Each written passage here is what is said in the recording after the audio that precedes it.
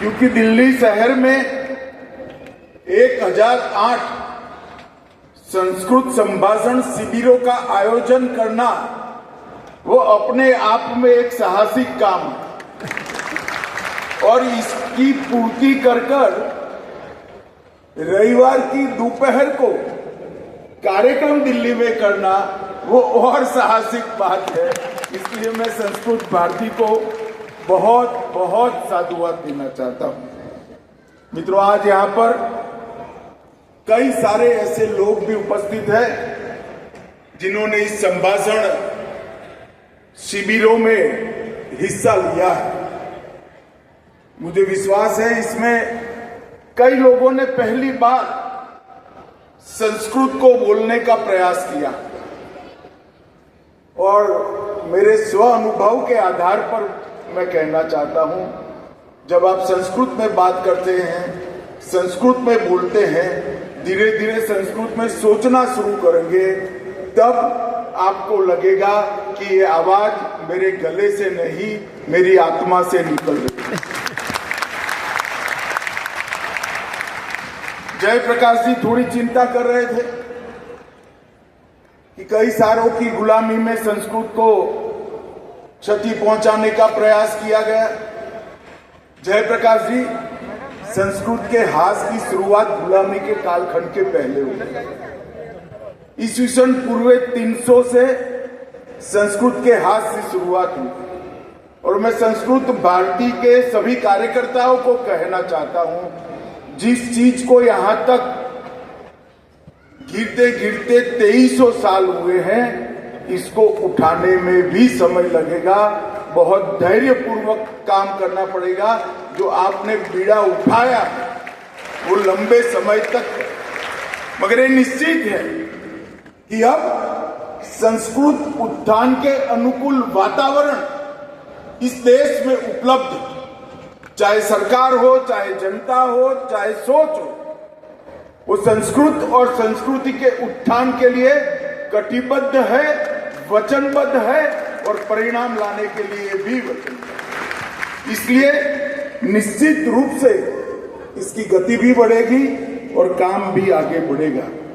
भाइयों बहनों, संस्कृत एक प्रकार से भारत की आस्था है, हमारी परंपरा है, ये सत्य है, नित्य है, सनातन। इसके साथ साथ ज्ञान और ज्ञान की ज्योति दोनों एक प्रकार से संस्कृत में ही समाहित। और रेखाबेन ने ठीक ही कहा, भारत के अधिकतर भाषाओं की मां संस्कृत है, संस्कृत उसकी जननी। और इसलिए संस्कृत को आगे बढ़ाने का काम ये न केवल संस्कृत का प्रचार है, भारत के उत्थान के काम के साथ अपने आप जुड़ा है। और संस्कृत के प्रचार और प्रसार और उत्थान के लिए लगे हुए सभी कार्यकर्ताओं को मैं प्रणाम कर कर कहना चाहता हूं कि जिस दिन आपने काम का तय किया, काम करने का तय किया, उस दिन आपने ज्ञान के भंडार को भारत के लिए उपलब्ध कराना और न केवल भारत, समग्र विश्व को अनेक प्रकार के ज्ञान के भंडार से आप परिचित करा दो। क्योंकि मुझे पूरा विश्वास, मैं मेरे अभ्यास के आधार पर कह सकता हूं, अनेक विषयों में हजारों साल से जो मंथन हुआ, चिंतन हुआ, जो उसका अमृत निकला, वो अमृत संस्कृत में ही संग्रहित कर कर यहां पर रखा गया। चाहे व्याकरण हो, चाहे संगीत हो, योग हो, आयुर्वेद हो, रसायन विज्ञान हो, अंतरिक्ष ज्ञान हो, गणित हो, भूमिति हो, कालगणना की वैज्ञानिक पद्धति हो या पर्यावरण का संरक्षण, हर क्षेत्र के अंदर संस्कृत में इतना सारा ज्ञान, ज्ञान ही नहीं ज्ञान के भंडार उपलब्ध है, जो मैं मानता हूं समग्र विश्व को उपलब्ध होने चाहिए।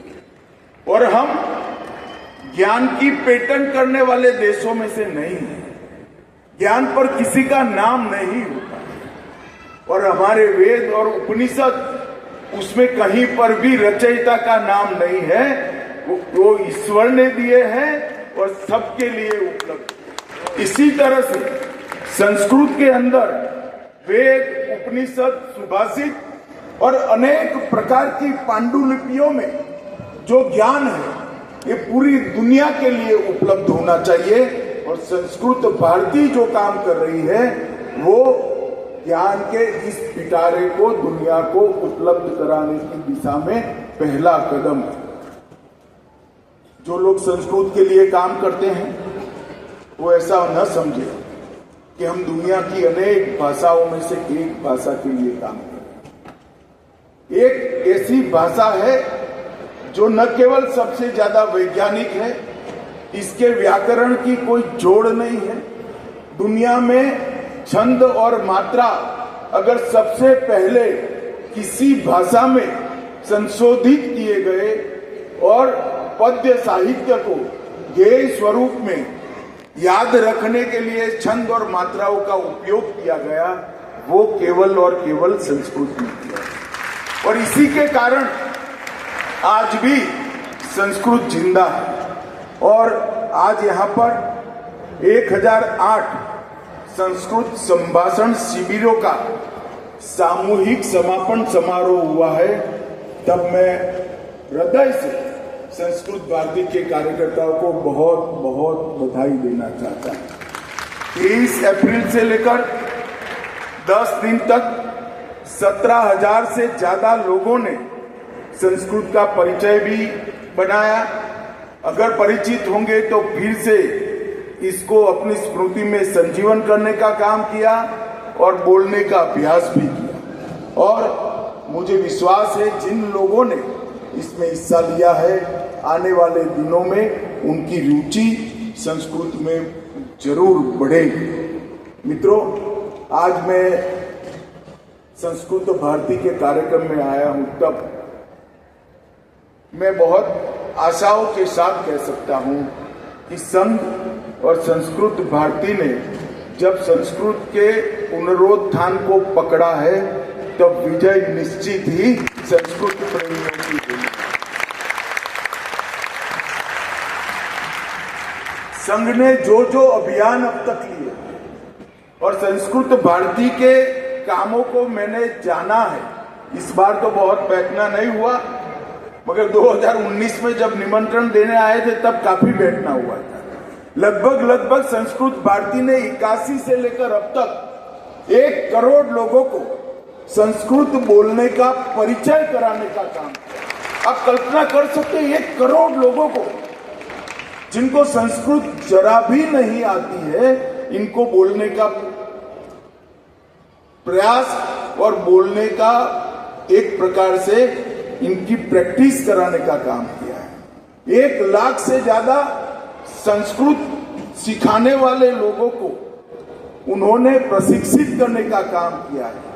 6,000 परिवार ऐसे बने हैं जो आपस में केवल संस्कृत में बात करते हैं और 4,000 गांव देश में ऐसे बन चुके हैं, पूरे गांव का व्यवहार सिर्फ और सिर्फ संस्कृत में। 4500 केंद्र 26 देशों में बने हैं और 2011 में विश्व का सबसे पहला विश्व संस्कृत पुस्तक मेला, उसका भी आयोजन करने का यश संस्कृत भारती को जाता है। और उज्जैन में 2013 में जो साहित्योत्सव हुआ उसको भी संस्कृत भारती ने आयोजित किया। संस्कृत भारती का ये जो प्रयास, उसने न केवल देश की जनता के मन में संस्कृत की रुचि बनाई, धीरे धीरे संस्कृत की स्वीकृति भी बढ़ रही। और मुझे पूरा विश्वास, ये तो देसी भाषाओं का है, बोलियों का है। हमारे यहाँ गुजरात में कहावत है कि 12 योजन दूर जाए तो एक बोली नहीं बनती है। हम किसी भी भाषा का विरोध नहीं करते, मगर कोई अपनी माँ से कटकर नहीं रह सकता। देश की लगभग सारी भाषाओं की माँ संस्कृत, और इसलिए संस्कृत जितनी समृद्ध होगी, संस्कृत जितनी सशक्त होगी, उतनी ही देश की हर भाषा और हर बोली को एक ताकत मिलेगी। वेद और उपनिषद के ज्ञान को बहुत सरल कर हमारे संस्कृत सुभाषितों में हमारे महात्माओं ने रखा है। योग, मनोविज्ञान, कला, संगीत, नृत्य, आयुर्वेद, खगोल शास्त्र, गणित, भूमिति, विज्ञान के हर प्रकार, ये सभी के अमूर्त सिद्धांतों को छोटे छोटे श्लोकों में ढालकर इतने सुंदर तरीके से रखे हैं, शायद ही कोई शिक्षक ये काम कर पाएगा। इतना अच्छा काम हमारे मुनियों ने करा है, हमारे ऋषियों ने करा है, हमारे चिंतकों ने और विचारकों ने करा है। और संस्कृत भारती ये पूरे पिटारे को आज भारत और विश्व के सामने खोलने का काम कर रही है। मित्रों, वसुधैव कुटुंबकम की जब बात करते हैं तब विश्व को आश्चर्य लगता है, मगर उनको मालूम नहीं है वसुधैव कुटुंबकम जिस जगह से आया है वो जगह में ये सोच बच्चे बच्चे में हमारी संस्कृति और संस्कार के कारण आज मिलती है। हमारे कई मठों ने, विशेषकर श्रृंगेरी मठ और ज्योतिर्मठ ने ढेर सारा साहित्य संजो कर रखा है और कई सारे शास्त्र भी इसमें संजो कर रखे हैं। और दुनिया के ढेर सारे विचारकों ने, चाहे अल्बर्ट आइंस्टाइन हो, मैक्स मुलर हो, निकोला टेस्ला हो या जोहान्स केपलर, इस सभी ने संस्कृत को सबसे वैज्ञानिक भाषा के रूप में स्वीकार किया। और आज मैं इतना जरूर कहना चाहता हूं कि हम संस्कृत के हास के इतिहास को ज्यादा स्मरण करने की जगह संस्कृत के उत्थान के लिए ज्यादा काम करने की जगह अब ऐसा समय नहीं। देश में एक अनुकूल वातावरण जिसके माध्यम से संस्कृत का विकास हो सकता है। आज देश में एक ऐसी सरकार है जिसने संस्कृत के लिए अनेक प्रकार की योजनाओं को लाया है। अष्टादशी योजना, लगभग 18 परियोजनाओं को हमने लागू किया है। दुर्लभ संस्कृत पुस्तकों के प्रकाशन, थोक खरीद और दोबारा प्रिंट करने के लिए वित्तीय सहायता भी भारत सरकार देती है। प्रख्यात संस्कृत पंडितों की सम्मान राशि में भी बढ़ोतरी की है। नई शिक्षा नीति में इंडियन नॉलेज सिस्टम पर फोकस किया है। इसका एक बहुत बड़ा वर्टिकल स्तंभ संस्कृत भी है।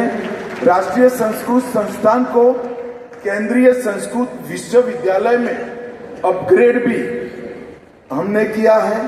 शास्त्र चूड़ामणि योजना के माध्यम से सेवानिवृत्त प्रख्यात संस्कृत विद्वानों को अध्यापन के लिए नियुक्त करने का काम किया है।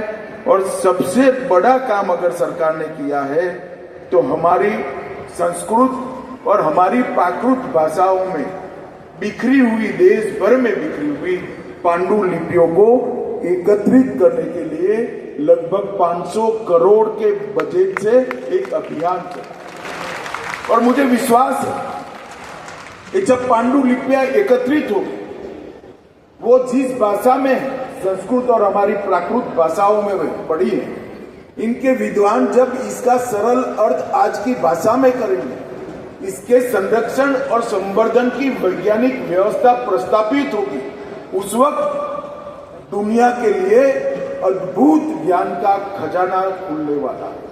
और नरेंद्र मोदी जी ने पांडुलिपियों के संरक्षण के लिए एक बहुत बड़ा ज्ञान भारतम मिशन की 500 करोड़ के बेसिक कोष के साथ शुरुआत की है। और हर बजट में इसके लिए आगे पर इसके लिए एक निश्चित राशि दे दी जाएगी। लगभग अब तक 52 लाख से ज्यादा पांडुलिपियों का डॉक्यूमेंटेशन किया गया है। 3.5 लाख पांडुलिपियों का डिजिटीकरण भी हो गया है और namami.gov.in पर 1,37,000 पांडुलिपियां उपलब्ध कराई गई है। दुर्लभ पांडुलिपियों का अनुवाद और उसके संरक्षण के लिए एक हर विषय के, हर भाषा के विद्वानों की टीम भी गठित की है और बहुत थोड़े समय में हम इसको आगे बढ़ाएंगे। अंत में मैं इतना ही कहना चाहता हूं, संस्कृत भारती ने जो काम 81 से लेकर आज तक किया है, इसकी जोड़ ढूंढना बहुत कठिन है और मैं बहुत पवित्र हृदय से बताना चाहता हूं, मैं भी एक सामाजिक कार्यकर्ता हूं।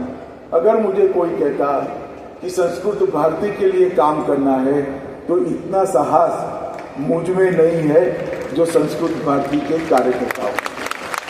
एक बहुत बड़ा मिशन, एक बहुत बड़ा काम लेकर संस्कृत भारती ने एक मकाम तक, एक स्तर तक पहुंचाया है जहां से आगे विजय ही विजय है, पराजय का कोई सवाल खड़ा ही नहीं। मित्रों, आज मैं इस कार्यक्रम के मंच से देश भर के लोगों संस्कृत भारती के माध्यम से ये जो प्रयास चल रहा है, इसका समर्थन करने का, इसका संवर्धन करने का और इसको गति देने के लिए अपील करना चाहता हूं। मैं हृदय से मानता हूं कि संस्कृत के उत्थान में ही, संस्कृत के प्रचार प्रसार में ही और संस्कृत में पड़े ज्ञान को संकलित कर कर, सरल कर कर लोगों के सामने रखने में ही दुनिया की सभी समस्याओं का समाधान निश्चित रूप से संस्कृत के ज्ञान के भंडार से। और मैं ये कोई ऐसे कार्यक्रम में भाषण करने नहीं आया हूं, मेरे मन के मनोभाव अभिव्यक्त करने के लिए आया हूं।